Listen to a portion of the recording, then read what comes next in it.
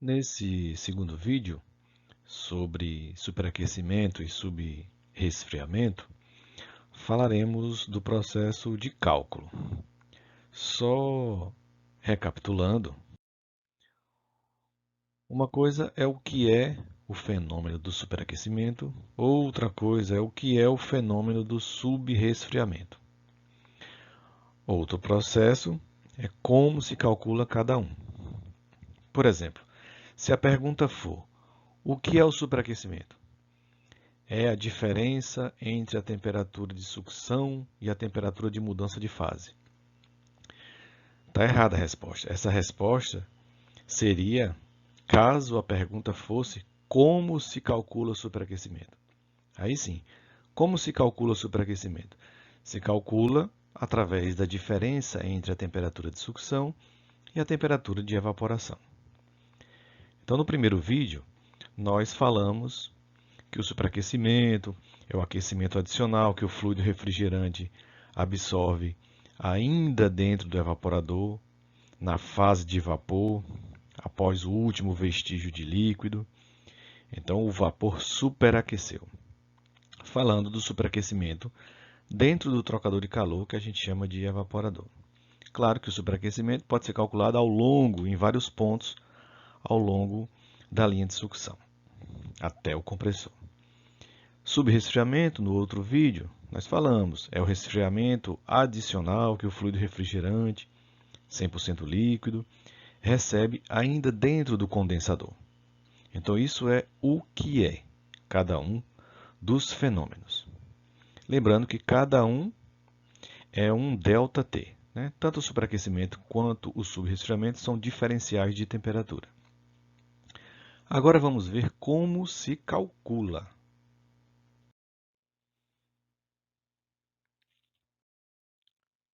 Bom,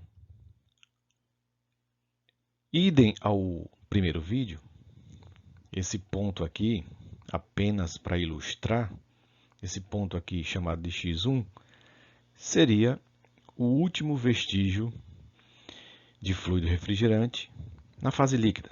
Ou seja, após esse ponto, o fluido está 100% vapor.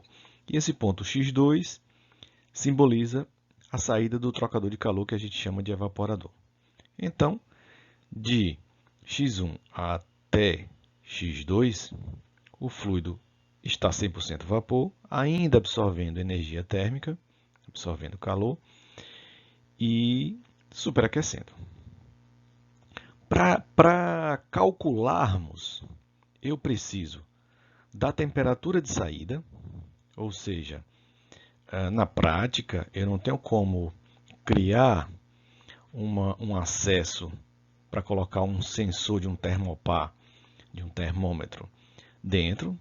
Experimentalmente, é possível, né, fazer isso, colocar o sensor aqui dentro do tubo, mas na prática, coleta-se externamente a temperatura da linha de sucção, coloca-se o termômetro, isola-se o sensor termicamente e aí coleta-se a temperatura da linha de sucção. Essa temperatura, devido ao K do material, ou seja, devido ao coeficiente de condutividade térmica do tubo que compõe a linha de sucção, o K do cobre, do alumínio, enfim.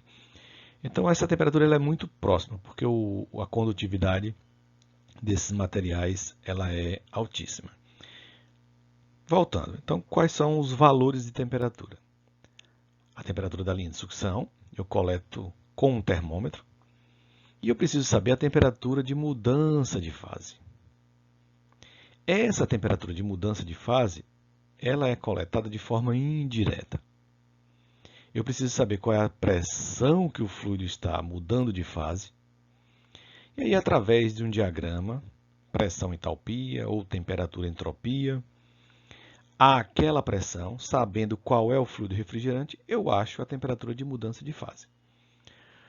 Antigamente usávamos uma régua, e essa régua é um atalho prático, uma reguinha que você já entrava com o valor da pressão, verificava qual era o fluido refrigerante e já achava a temperatura de evaporação. Hoje, nós já temos aplicativos para isso, efetivamente muito mais práticos e mais fáceis de operar.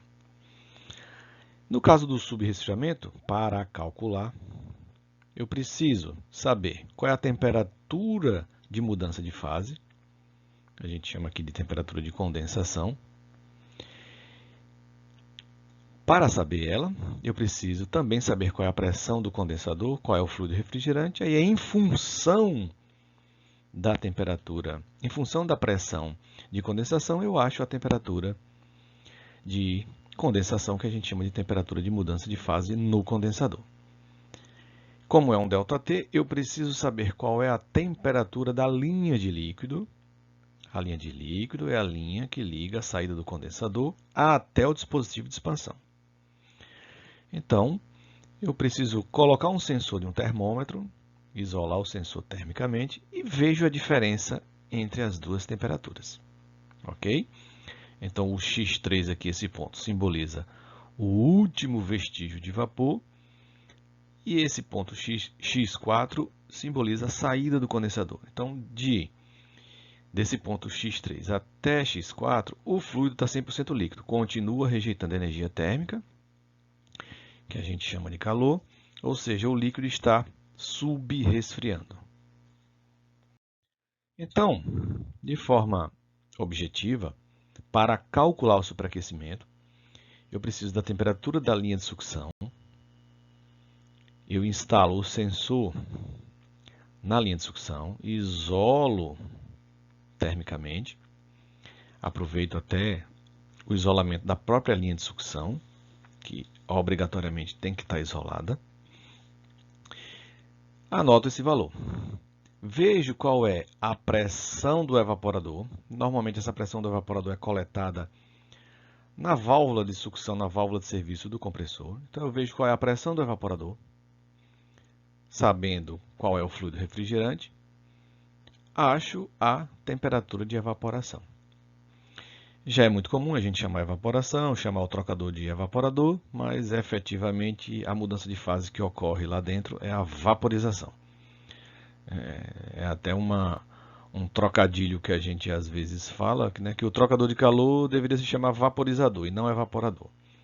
Mas enfim, a maioria das literaturas, livros, autores chamam o trocador de calor de evaporador, mas é só uma informação adicional.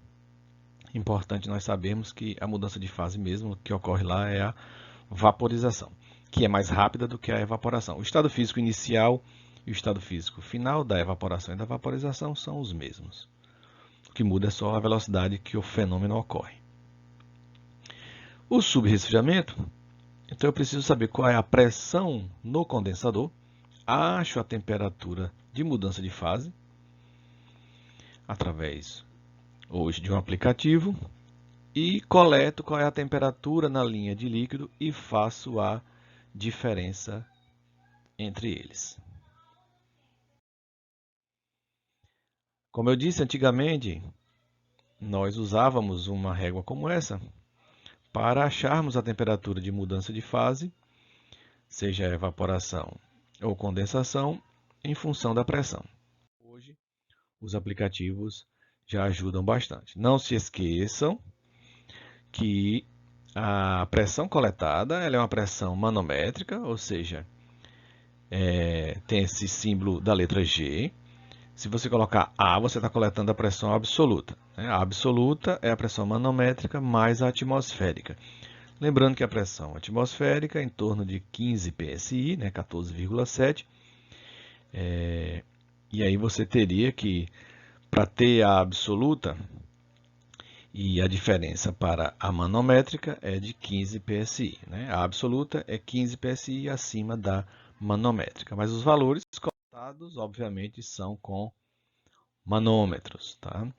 Tem manômetros mais modernos que já lhe indicam a pressão que está lá no trocador de calor e já você seleciona o fluido refrigerante e já te dá a temperatura de mudança de fase. Nesse caso aqui, ó, pressão do evaporador, evaporação.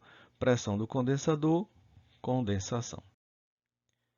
Aqui nós temos uma figura para ilustrar o cálculo do superaquecimento e do subresfriamento. Relembrando aqueles exemplos, né, do último vestígio de líquido, do último vestígio de vapor. Então aqui, ó, nós temos aqui o evaporador, nós temos aqui o condensador. Então esse ponto aqui, o último vestígio de líquido. Aqui é a saída e esse ponto a saída do evaporador. Olhando para o condensador, aqui nós temos o último vestígio de vapor, esse ponto aqui, e aqui a saída do condensador. Esse circuito, por exemplo, com R22, ele tem uma pressão nominal na linha de sucção de 70 psi-G, né, 70 psi manométrico, e 236,4 na linha de descarga, ou seja, no condensador. Para calcular o superaquecimento, eu preciso medir a temperatura da linha de sucção com um termômetro. Então, suponhamos que eu medi aqui próximo ao bulbo da válvula de expansão termostática. Suponhamos que a linha de sucção esteja a 10 graus Celsius, a temperatura da linha de sucção. A temperatura do vapor na saída do evaporador está a 10 graus Celsius. Para calcular, eu preciso saber a temperatura de evaporação, que eu acho em função da pressão. Então, com 70 psi, a mudança de fase do R22 ocorre a 5 graus Celsius.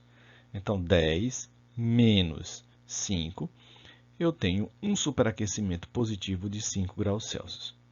Olhando para o condensador, eu preciso medir com um termômetro a temperatura da linha de líquido. Suponhamos que seja logo após o filtro, 43 graus Celsius. O condensador, a aproximadamente 236 psi de pressão, o fluido, o R22, condensa a 45 graus Celsius. Então, a diferença é de 2 graus Celsius em que o líquido subresfriou.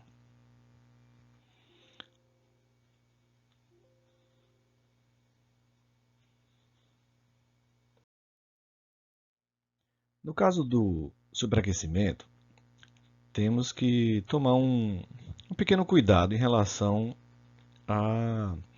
ao cálculo, em relação à conta que é feita da diferença entre a temperatura da linha de sucção para a temperatura de evaporação, porque é uma temperatura menos a outra.